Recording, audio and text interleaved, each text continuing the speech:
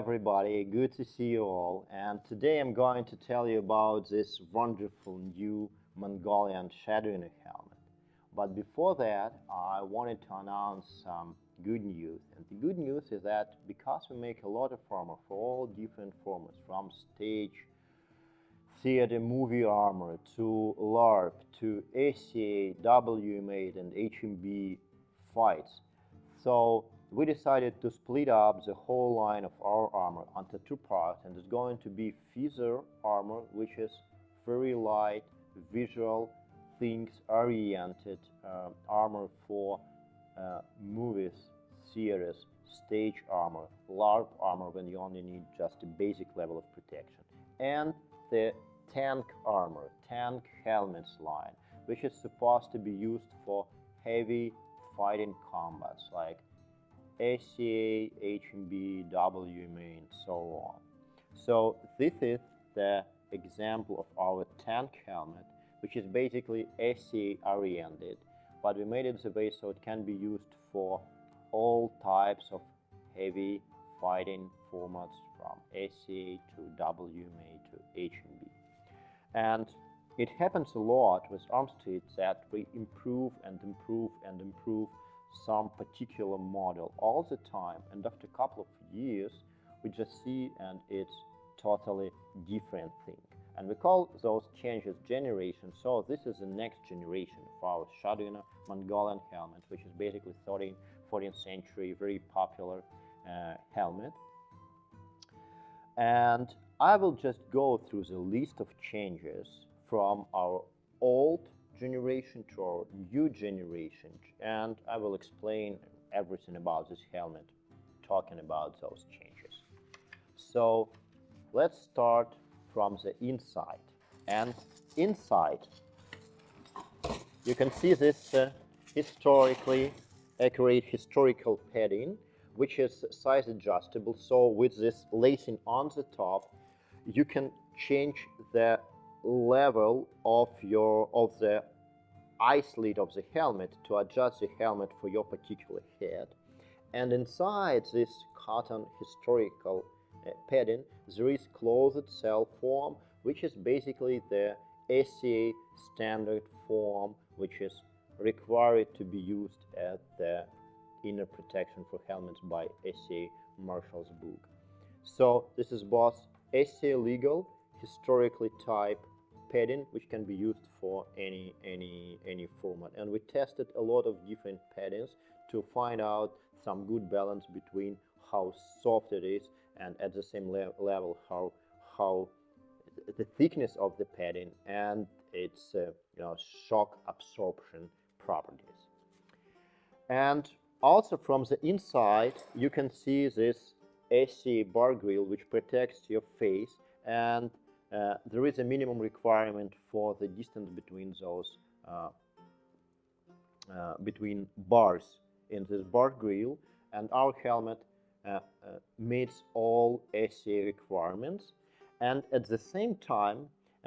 when you have this helmet on, it gives you some excellent breathability, and you can see, not actually very clear, but you can see a lot through your oven tail, which helps you to follow your opponents, legs moves and everything, and it makes your life much easier in comparison when you only have your eye slits to see your opponent. And on the back we have this also. This is the SCA idea of neck protection, so you technically almost can see that when you have this helmet on. It's black, but from the inside it's the extra plate which protects your neck from the back, and it's very important if you're getting some hard blow from the back. One more thing I have to mention is this top spike, because originally this is supposed to be much taller and much sharper top spike like Mongols originally had, but for the sake of safety we just reduced the height of this dome thing to the level when it's SCA legal and it can go through any eye slits or something, so it's totally safe, and at the same time it gives some sort of historical look, which is this helmet is supposed to have. One more thing actually on the back from the outside is that we have this rib and this nice, elements just in order to make the back part of the helmet, look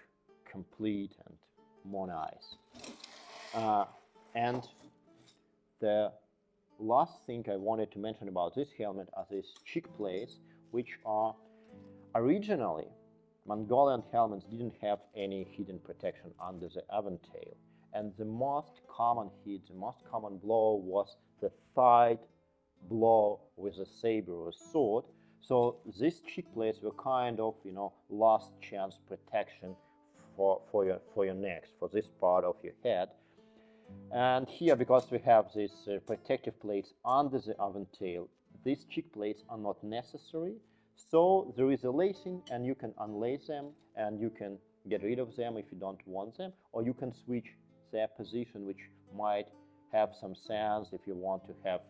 like, it depends on your personal preferences and where you want them and where you feel them, right? So it's totally up to you to change the position of those cheek plates on your helmet. This helmet comes in a number on all varieties of gauges, from 16 gauge, which is 1.5 millimeters, which is a minimum requirement for SA legal helmets, to 14 gauge, which is actually, this helmet is 14 gauge, and to 2.5, which is almost 11 gauge thickness, which is insane and supposed to be used for HMB and very heavy formats, or if you just want to be like super protected and don't mind to have extra, several extra kilograms on your head, then you can go with 2.5 millimeters helmet, or just a 2.5 millimeters top, which is actually makes sense. So this helmet, it looks historically accurate. It has all hidden protection for the ACA and all types of heavy fighting, and it's a perfect combat helmet. One more thing to mention: we totally redesigned the bar grill, and now, as you can see, there is more room for your face, more room for your nose, and it's, when you look at the helmet from the front, it's almost, you don't see like very big difference, but there is a big difference for you, especially if you have like a big nose and you want some extra room in front of your face. So we adjusted, we redesigned this part to make it more human face shaped. It's probably you have the similar level of similar room for your face when you wear some bassinet helmet or something. So it totally makes sense, and sometimes customers ask for that, so we just decided we can go with this as our standard option. So here it is.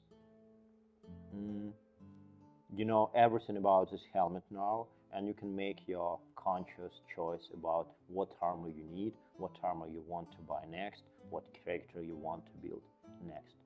Thank you very much.